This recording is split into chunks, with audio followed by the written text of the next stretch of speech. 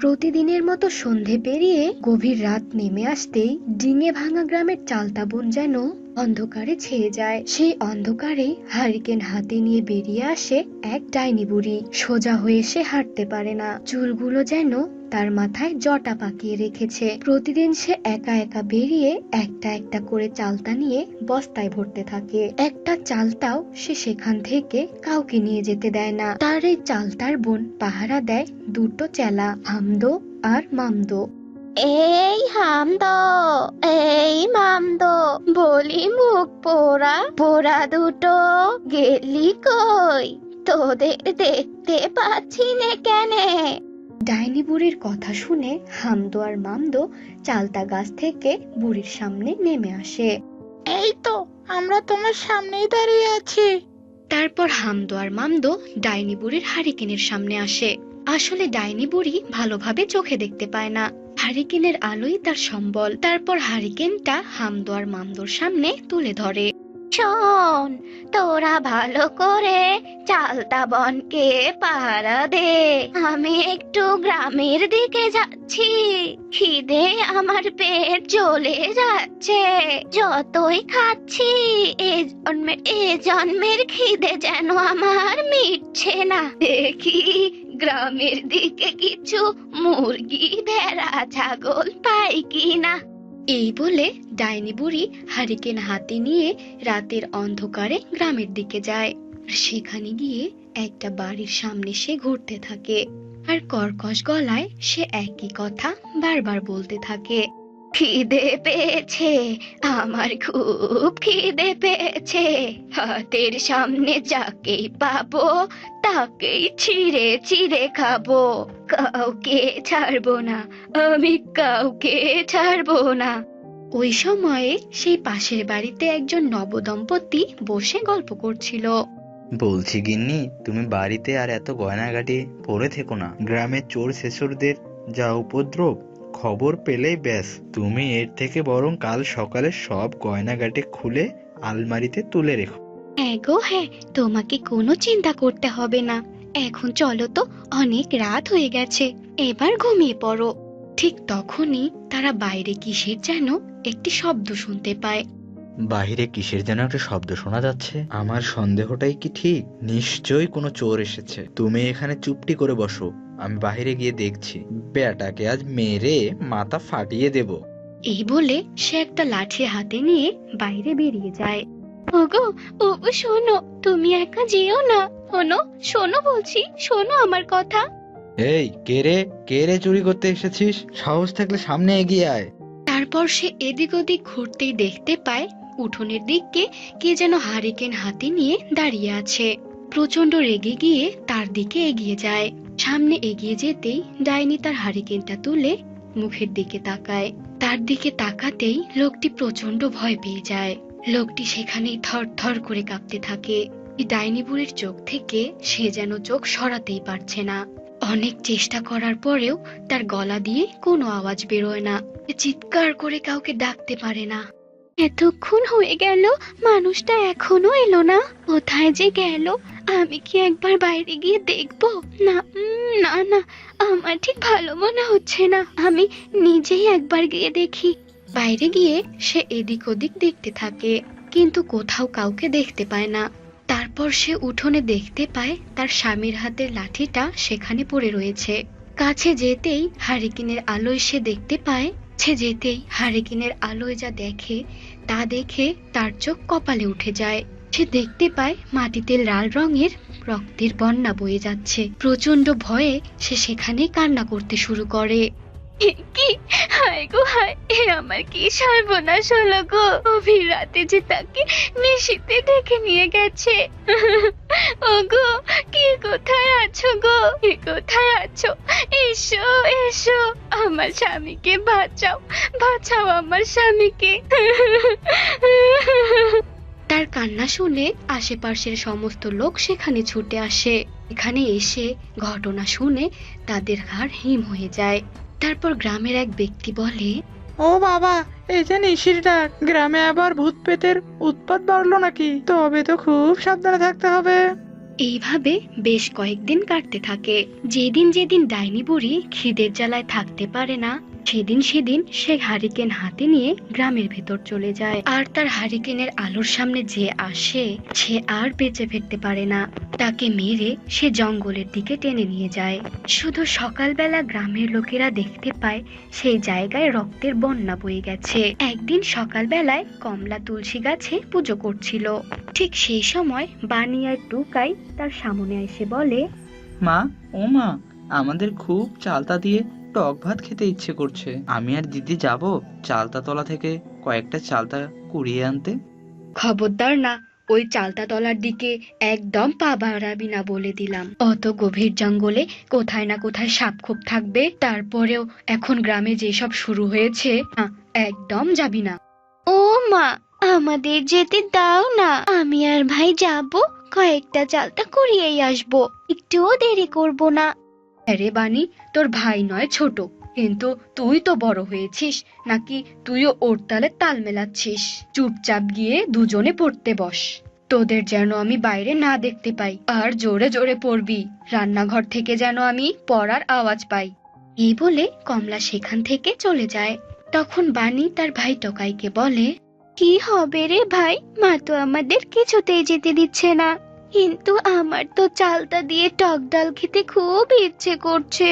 তুই চিন্তা করিস না দিদি, মা যখন দুপুরে ঘুমাবে আমরা খেলতে যাওয়ার নাম করে ওখানে যাব, আর সন্ধে হওয়ার আগেই চালতা কুড়িয়ে বাড়িতে চলে আসবো। ব্যাস, কিল্লা ফতে, মা কিছুই বুঝতে পারবে না। তারপর এসব বলার পর চুপি চুপি বেরিয়ে চালতা তলার দিকে যেতে থাকে। সেখানে গিয়ে এত ঘন বন জঙ্গল দেখে বানিয়ে টোকাইয়ের গা ছমছম করতে থাকে। তারপর তারা ডাইনির চালতা তলা থেকে যেই না চালতা তুলে বস্তায় ভরবে, ঠিক তখনই আকাশটা কালো মেঘে ছেয়ে যায়। প্রচন্ড দমকা হাওয়া বইতে শুরু করে। এই দেখে বানিয়ে টকাই প্রচন্ড ভয় পেয়ে যায়। তারপর শুরু হয় মুষলধারে বৃষ্টি। তখন তারা ওই চালতা গাছের নিচেই চুপটি করে দাঁড়িয়ে যায়। দেখতে দেখতে সন্ধ্যা নেমে আসে। এই ভাই, আমার খুব ভয় করছে, এখন কি করে বাড়ি যাব? মা তো আজ আমাদের খুব পিটুনি দেবে। ঠিক তখনই হারিকেন হাতে বেরিয়ে আসে ওই ডাইনি বুড়ি। এই দিদি, ওই বুড়ি তো হারিকেন হাতে নিয়ে এদিকেই আসছে। এটাই সেই পেতনি নয় তো, যে রোজ রাতে গ্রামে ঢুকে সবাইকে তুলে নিয়ে যাচ্ছে?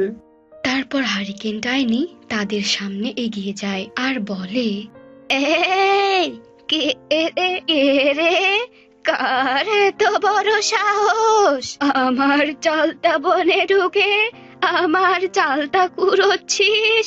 সামনে আয় বলছি, আজ তোদের মেরে তোদের রক্ত চুষে খাবো। দিদি, ডাইনি বুড়ি মনে হয় ভালো চোখে দেখতে পায় না, চল তাড়াতাড়ি এখান থেকে পালাই।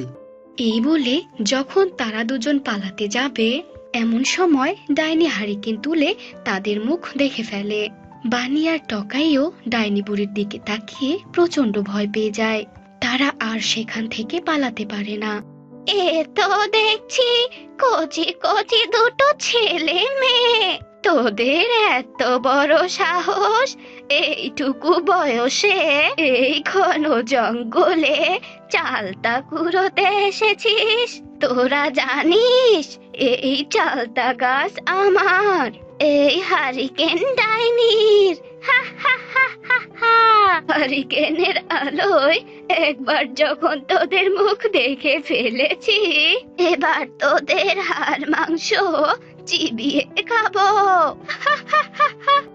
আমাকে মেরো না, আমাদেরকে ছেড়ে দাও। তোমার মনে কি একটু দয়া মায়া নেই? আমাদের মতো এত ছোট ছোট বাচ্চাকে তুমি মেরে ফেলবে বলছো? আমরা তোমার কি ক্ষতি করেছি? তোমার কি কোনোদিন কোনো ছেলে মেয়ে ছিল না যে তুমি আমাদের এইভাবে মারতে চাইছো? টকাইয়ের মুখে এমন কথা শুনে হারিকেন ডাইনি হাউমাউ করে কেঁদে ওঠে।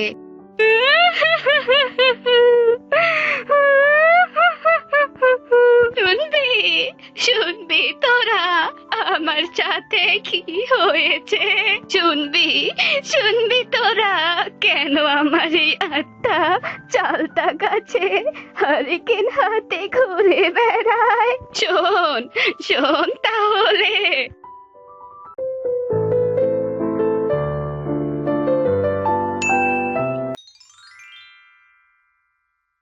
রাজপুর গ্রামে সাথী নামের একটা মেয়ে একাই তার কুঠিরে বাস করত।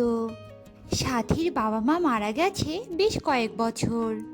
সাথী তার বাবা মাকে হারানোর পর থেকে চুরির ব্যবসা করে কোনো রকমে নিজের সংসার চালাতো, আর অনেক অভাব অনটনে সাথীর দিন কাটছিল। চুড়ি নেবে গো চুড়ি, কাচের চুড়ি, ঝুমকো চুড়ি, রেশমি চুড়ি, নানান রঙের চুড়ি গো, নেবে নাকি? চুড়ি লাগবে গো চুড়ি।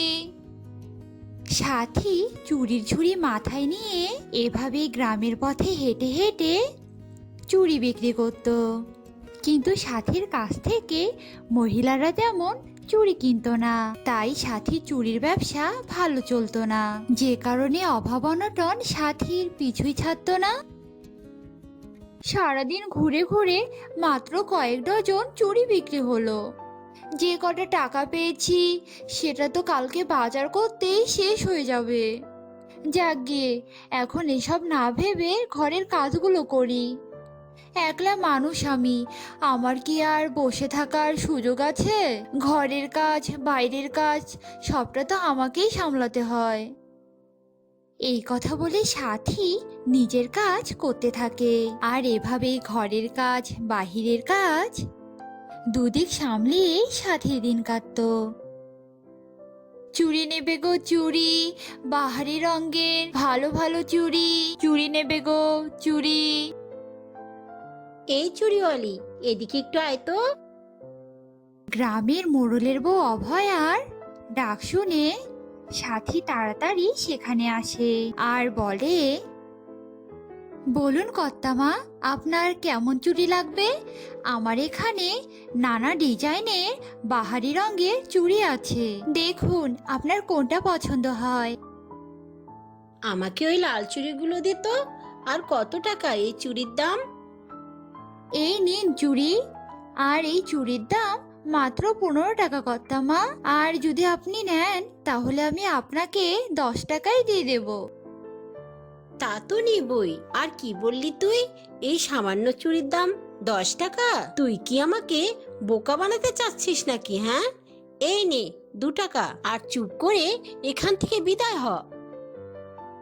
না কর্তামা, আপনি এভাবে বলবেন না। 2 টাকায় ওই চুড়িগুলো আমি আপনাকে দিতে পারবো না। আপনার ইচ্ছে হলে আপনি চুড়িগুলো নেবেন, কিন্তু আপনি আমাকে ঠকাবেন না কর্তামা। আমার চুড়ি আমাকে আপনি ফেরত দিন। কি বললি তুই? যত বড় মুখ না তত বড় কথা। আর তুই কি এসব কথা বলে আমাকে অপমান করছিস নাকি? দাঁড়া, এবার আমি তোকে দেখাচ্ছি মজা। এই বলে অভয়া চুড়ির ঝুড়িটা নিয়ে ছুঁড়ে ফেলে দেয়, আর সব চুড়ি মাটিতে পড়ে গিয়ে ভেঙ্গে ভেঙ্গে টুকরো হয়ে যায়। আর অভয়া সেখান থেকে চলে যায়, আর সাথী সেখানে বসে কাঁদতে থাকে। আর ওই দিক দিয়েই এক পড়ে যাচ্ছিল, আর সে সাথীর কান্না শুনে সাথীর কাছে আসে। পরীকে দেখে সাথী একটু ঘাবড়ে যায়। ভয় পেও না তুমি, আমি মায়াপুরী, আর আমি তোমাকে কাঁদতে দেখে এখানে এসেছি। কিন্তু তোমার কি হয়েছে? তুমি এভাবে কাঁদছো কেন? এরপর সাথী পরীকে সব কথা খুলে বলে। সব কথা শুনে পরীর অনেক মায়া হয়। তারপর পরী জাদু করে একটা মূর্তি নিয়ে আসে, আর সেই মূর্তিটা সাথীকে দেয়। এই মূর্তিটা নাও সাথী, আর এর নাম লক্ষ্মী। এই মূর্তিটার কাছে রোজ সকালে তুমি যা চাইবে তাই পাবে। আশা করি তুমি এই মূর্তিটার সাহায্যে তোমার সব সমস্যার সমাধান করতে পারবে। এই কথা বলে পরী অদৃশ্য হয়ে যায়, আর সাথী মূর্তিটা নিয়ে খুশি মনে বাড়ি ফিরে যায়। আর পরের দিন সকাল হতেই সাথী মূর্তিটার কাছে টাকা চায়, আর সাথে সাথে মূর্তিটা অনেকগুলো টাকা এনে দেয়, যা দেখে সাথী খুব খুশি ছিল। এ মা, এই মূর্তিটা তো সত্যি যা চাচ্ছি তাই এনে দিতে পারে। এ তো শুধু নামে লক্ষ্মী নয়, এটা তো আমার ঘরের লক্ষ্মী। যাক, এবার আমি আমার ঘরের লক্ষ্মীর সাহায্যে অনেক বড়লোক হব। এরপর থেকে সাথী তার ঘরের লক্ষ্মীর সাহায্যে অনেক টাকা পয়সা সোনা দানা নিয়ে তার নিজের অনেক উন্নতি করে, গ্রামের সবার থেকে বড় একটা বাড়ি বানায়, আরামায়েশে দিন কাটাতে থাকে। কিন্তু হঠাৎই এমন বড়লোক হওয়ার পর সাথীর আচরণ সবটাই পাল্টে যায়। সাথী খুব লোভী হয়ে ওঠে। বাড়িতে কেউ আছেন? দয়া করে একটু বাইরে আসুন। বাড়িতে কেউ আছেন? বাড়ির বাইরে এমন চিৎকার করছিস কেন? দেখতে পাচ্ছিস না এটা ভদ্রলোকের বাড়ি? বল, কেন এভাবে চিৎকার করছিস তুই? মারে, আমি 2 দিন থেকে কিছুই খাইনি, বড্ড খিদে পেয়েছে আমার। মারে, তুই আমায় কিছু খেতে দিবি? খিদের জ্বালায় যে আমার শরীর কাঁপছে, আমায় একটু সাহায্য কর মা। তুই খাবার খাওয়ার জন্য এভাবে চিৎকার করছিলি? আমি ঘুমিয়েছিলাম, আর তোদের মতো লোকদের জন্য দেখছি শান্তি করে একটু ঘুমানোও যাবে না। আর খাবার চাইছিস? খাবার কি হাতের মোয়া নাকি যে চাইলেই পাওয়া যায়? যা দূর হ বলছি এখান থেকে, যত সব আপদ। এরপর সাথী এসব কথা বলে অমনি ওই ভিক্ষুকটা ওই মায়াপরীতে পরিণত হয়। পরীকে দেখে সাথী চোখ তো কপালে ওঠার মতো অবস্থা। তুই এত খারাপ, ছোট মনের অধিকারী মেয়ে। আমি তোকে আমার লক্ষ্মীকে দিয়েছিলাম, আর তুই সেই লক্ষ্মীর সাহায্যে বড়লোক হওয়ার পর এভাবে বদলে গিয়েছিস। আমি আসলে কোনো ভিক্ষুক ছিলাম না, আমি ভিক্ষুকের বেশ ধরে তোকে আসলে আমি পরীক্ষা করতে এসেছিলাম। না জানি তুই এরকম ভিখারিদের সাথে, অসহায়দের সাথে তুই কত খারাপ আচরণ করেছিস। তোকে আমি কতই না বিশ্বাস করেছিলাম। এবার তুই তোর কর্মের ফল পাবি, এই লক্ষ্মী পাওয়ার যোগ্য তুই নোস। এই কথা বলে মায়াপরী হাত বাড়িয়ে মন্ত্র পড়তে শুরু করে। সাথীর বাড়ির সেই লক্ষ্মী মূর্তিটা সাথে সাথেই পরীর হাতে চলে আসে। আর মূর্তিটা পরীর হাতে আসতেই মুহূর্তেই যেন সাথীর বড় বাড়ি আবারও কুঠিরে পরিণত হয়, আর সাথী আবারও গরিব হয়ে যায়। এরপর পরী সেখান থেকে চলে যায়, আর সাথী সেখানেই বসে কাঁদতে শুরু করে। হে ভগবান, এসব কি হয়ে গেল? আমি নিজের দোষে সবকিছু হারিয়ে ফেললাম। লোকে ঠিকই বলে অতিরিক্ত লোভ আর অহংকার মানুষের পতনের মূল কারণ।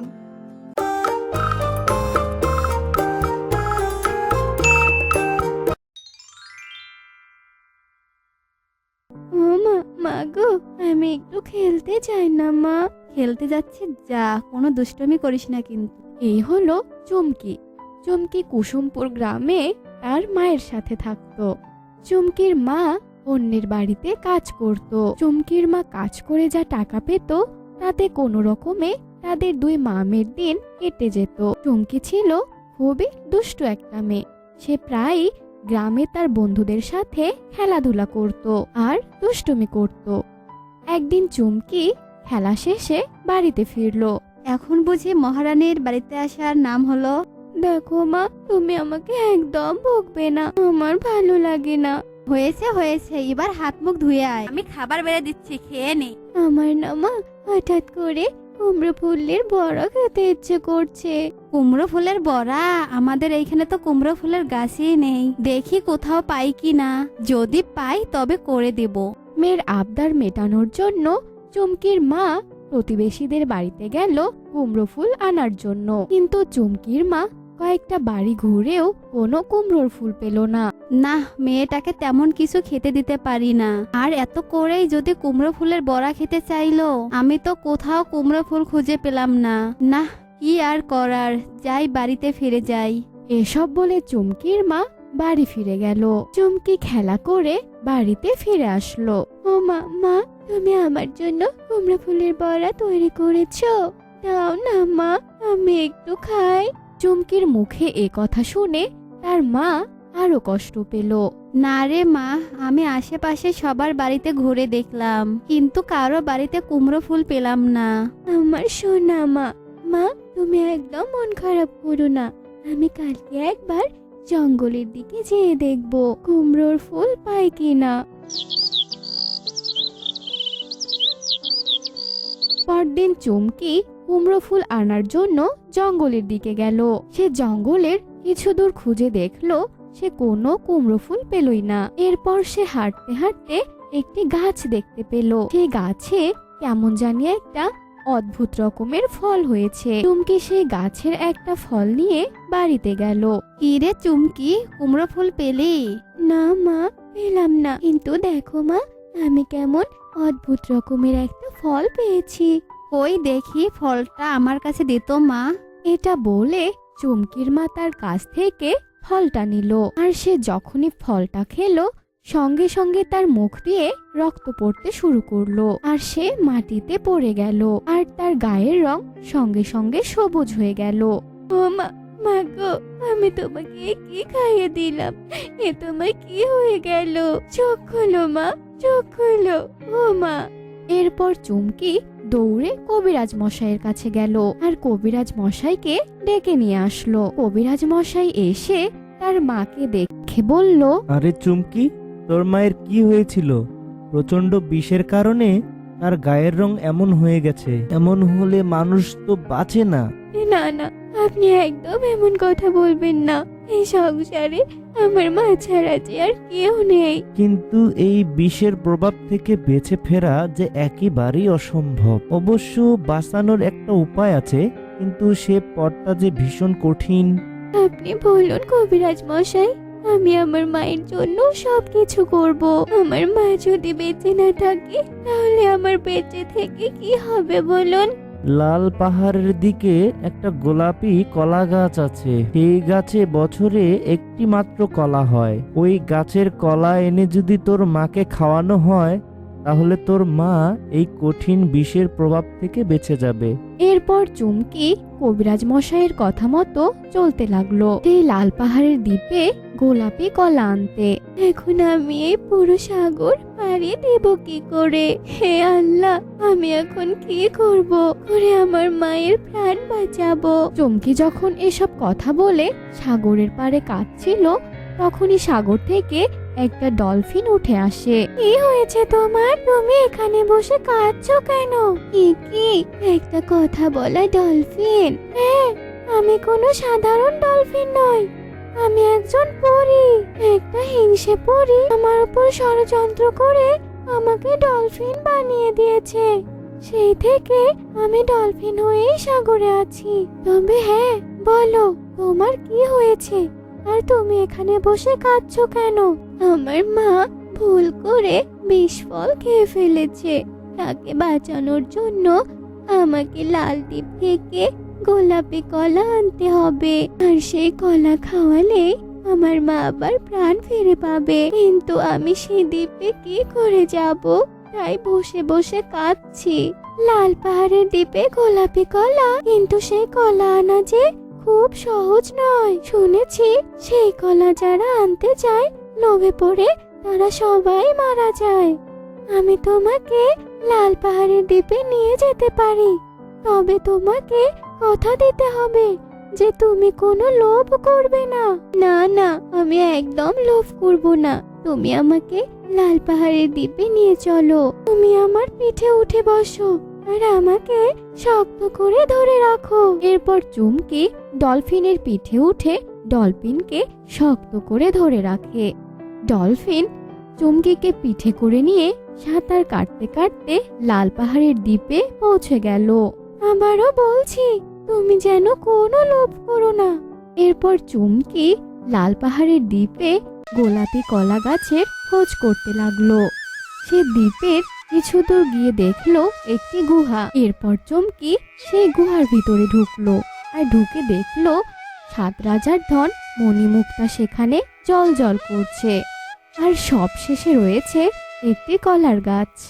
সেই কলা গাছে একটি মাত্র গোলাপি কলা রয়েছে। সোনা মুক্তার এসব ঝলকানি আলো দেখে চুমকির চোখ ঝাপসা হয়ে গেল। যখনই একটা হিরে হাতে তুলে নেবে তখনই ডলফিনের কথা মনে পড়ে গেল। আবারও বলছি, তুমি যেন কোনো লোভ করো না। আর তার মায়ের মুখটা চোখের সামনে ভেসে উঠল। হে আল্লাহ, আমি এসব কি করতে যাচ্ছিলাম? ডলফিন আমাকে বারবার করে নিষেধ করেছিল, তারপরেও আমি সেই ভুল করতে যাচ্ছিলাম। আমি আর কোনো দিকে না তাকিয়ে সোজা গিয়ে ওই গোলাপি কলা নিয়ে ফিরে যাব। এরপর চুমকি আর কোনো দিকে না তাকিয়ে সোজা গিয়ে গোলাপি কলার গাছ থেকে গোলাপি কলাটা ছিঁড়ে ফেললো। এরপর সে গোলাপি কলা নিয়ে সাগরের ধারে ডলফিনের কাছে গেল। তাড়াতাড়ি চলো ডলফিন বন্ধু, কলা দিয়ে নিয়ে আমার মাকে যে খাওয়াতে হবে।